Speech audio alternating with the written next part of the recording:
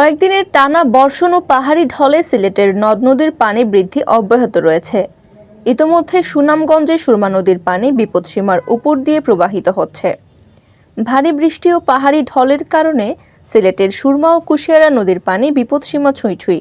বৃষ্টিপাত অব্যাহত থাকলে 2-1 দিনের মধ্যে এসব নদীর পানি বিপদসীমার উপর দিয়ে প্রবাহিত হতে পারে বলে আশঙ্কা প্রকাশ করেছে পানি উন্নয়ন বোর্ড।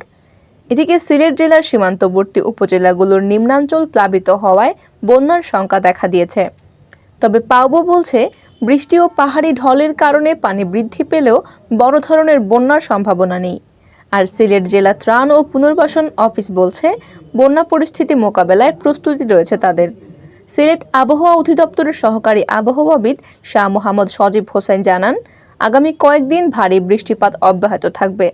গত রবিবার সকাল 6টা থেকে সোমবার সকাল 6টা পর্যন্ত সিলেটে 307.4 মিলিমিটার বৃষ্টিপাত রেকর্ড করা হয়েছে। সোমবার সকাল 6টা থেকে সন্ধ্যা 6টা পর্যন্ত 86.1 মিলিমিটার বৃষ্টিপাত রেকর্ড করা হয়। আগামী 3 দিন সিলেটে বৃষ্টিপাতের পরিমাণ আরও বাড়তে পারে বলে জানিয়েছে আবহাওয়া অধিদপ্তর। সিলেট পানি উন্নয়ন বোর্ড নির্বাহী প্রকৌশলী আসিফ আহমেদ জানান, কয়েকদিনের ভারী বৃষ্টিপাত ও পাহাড়ি ঢলের কারণে সিলেটের নদ নদীর পানি বৃদ্ধি অব্যাহত রয়েছে। সুনামগঞ্জের ছাতক উপজেলা পয়েন্টে সুরমা নদীর পানি বিপদসীমার 133 সেন্টিমিটার উপর দিয়ে প্রবাহিত হচ্ছে। সিলেটে গত কয়েকদিন ধরে ভারী বৃষ্টিপাত হচ্ছে, এর ফলে নদ নদীর পানি বাড়ছে। এছাড়া ভারতের মেঘালয় ও আসামের পাহাড়ি এলাকায় বৃষ্টিপাত হওয়ায় সীমান্ত এলাকার নদ নদীতেও পানি বাড়ছে। এই অবস্থায় সিলেটের নিম্নাঞ্চল প্লাবিত হওয়ার সম্ভাবনা রয়েছে, তবে বড় ধরনের বন্যার সম্ভাবনা কম। সিলেট জেলা ত্রাণ ও পুনর্বাসন কর্মকর্তা মোহাম্মদ নুরুল ইসলাম জানান, বন্যা পরিস্থিতি মোকাবেলায় প্রস্তুতি রয়েছে তাদের। 419 মেট্রিক টন চাল, 2,40,000 টাকা, 466 বান্ডিল ঠেউটিন ও গৃহ সংস্কার বাবদ 13,98,000 টাকা মজুদ রয়েছে। প্রতিটি উপজেলায় চাল ও নগদ অর্থ দেওয়া হয়েছে। বন্যা পরিস্থিতি মোকাবেলায় কন্ট্রোল রুম সার্বক্ষণিক খোলা থাকবে।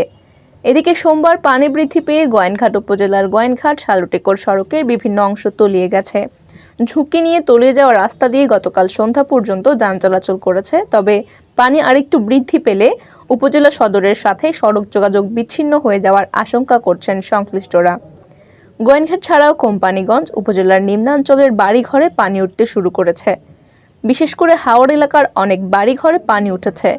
বৃষ্টিপাত অব্যাহত থাকলে গোয়াইনঘাট ও কোম্পানিগঞ্জ উপজেলায় বন্যা দেখা দেওয়ার আশঙ্কা করা হচ্ছে।